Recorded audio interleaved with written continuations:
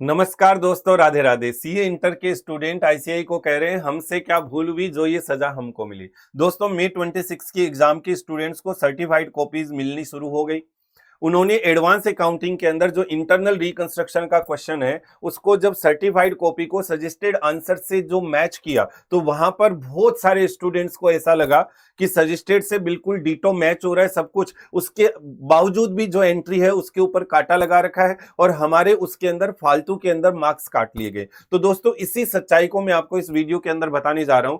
Point क्या था, जब अपन शेयर कैपिटल को रिड्यूस करते हैं फेस वैल्यू कम करने के साथ में, तो आप सबको पता है उसकी एंट्री बनती है share capital old face value account debit to share capital new face value और टू कैपिटल रिडक्शन या रिकंस्ट्रक्शन। तो यहां पर आईसीआई ने अपना जो सजेस्टेड आंसर दिया उसके अंदर अपने को कोई दिक्कत नहीं है, बिल्कुल ठीक किया।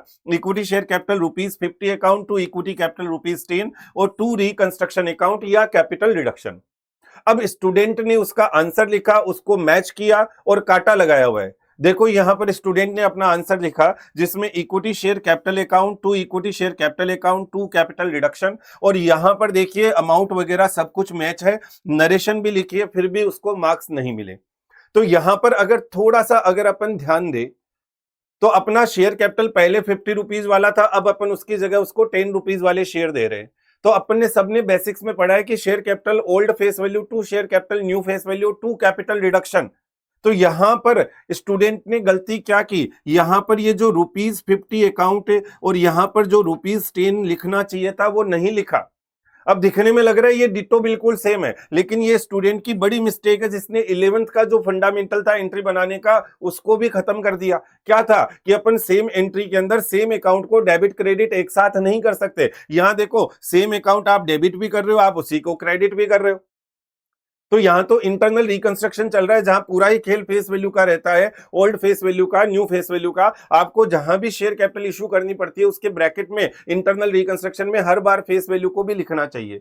तो अब आ जाते हैं, सर देखो ये वाली देखो, इसको देखो, ये देखो इस स्टूडेंट ने तो देखो ₹50 ₹10 लिखा है, तो यहां मार्क्स क्यों काटे, यहां पर भी नहीं लिखा है। ये तो उसने कैलकुलेशन बताई है कि इतने शेयर थे, 21,000 शेयर थे मल्टीप्लाइड 50, यहां पर 21,000 मल्टीप्लाइड बाय 10। ये वो स्टूडेंट है जिसके डिस्क्रिप्टिव में लगभग सारे सही है, 70 में से उसको 63.5 मिले, आप सोचो। लेकिन फिर भी इस एंट्री को वो गलत कर गया। क्यों? क्योंकि यहां पर उसको ₹50 और ₹10 वो जो लिखना चाहिए था वो नहीं लिखा, और इसी कारण से ये मार्क्स कटे। यहां पर उसने देखो रिकंस्ट्रक्शन अकाउंट लिखा हुआ है, उसके बावजूद काटा लगा हुआ है। तो यहां पर रिकंस्ट्रक्शन या कैपिटल रिडक्शन का खेल नहीं है कि सजेस्टेड के अंदर वहां पर रिकंस्ट्रक्शन दे रखा है, अपन कैपिटल रिडक्शन लिख के आ रहे हैं तो मार्क्स कट रहे हैं। यहां पर रीजन है, और वो रीजन एक तीसरी एंट्री में और एक स्टूडेंट की दिखाता हूं मैं आपको। देखो उसने इक्विटी कैपिटल ₹50 तो लिखा, टू इक्विटी कैपिटल, यहां पर अब वो ₹10 नहीं लिखा और अगेन काटा लग गया। अब एक एंट्री और दिखाता हूं, यहां पर देखिए equity capital ₹50 to equity capital ₹10 और टू कैपिटल रिडक्शन, अमाउंट सब सही है, नरेशन सब दे रखी है। अब यहां पर देखो ये बिल्कुल सही है क्योंकि इसने दोनों जगह ब्रैकेट में वो चीज मेंशन की और चेकर ने इसको बिल्कुल ठीक भी किया है। एक और एंट्री में आपको यहां पर दिखाता हूं जिसमें प्रेफरेंस शेयर का पॉइंट था, जिसमें आप पुराने प्रेफरेंस शेयर जो 50 वाले हैं उनकी जगह आप उनको ₹10 वाले प्रेफरेंस शेयर भी दे रहे हो और ₹10 वाले इक्विटी शेयर्स भी दे रहे हो। तो आपको ब्रैकेट में वो बताना पड़ेगा। स्टूडेंट ने देखो यहां पर एंट्री ठीक है, अमाउंट सही है, लेकिन वो ब्रैकेट वाली चीजें नहीं लिखी। अब नहीं लिखी तो इसके ऊपर काटा लग गया। तो आपको ये छोटी छोटी चीजें जो है प्रेजेंटेशन की उनको सीखना है। मैं आपको यहां पर आपके खुश होने के लिए ये नहीं कहूंगा कि आपकी सिंपैथी लेने के लिए कि हाँ आपने बिल्कुल ठीक किया, आईसीआई के चेकर ही बिल्कुल बेकार है, आप उनको गालियां दो। यहां पर मामला है कि आपको भी अपना आईना देखना पड़ेगा, आपको अपनी सच्चाई से अवगत होना पड़ेगा, और कहीं ना कहीं आप यहां पर मिस्टेक कर रहे हो। बहुत सारी फैकल्टी मिसगाइड कर रही है कि केवल यहां पर अपन कैपिटल रिडक्शन लिख के आ रहे हैं आंसर में और वहां रिकंस्ट्रक्शन लिखा हुआ था, इसीलिए चेकर ने फालतू के अंदर नंबर काट लिए।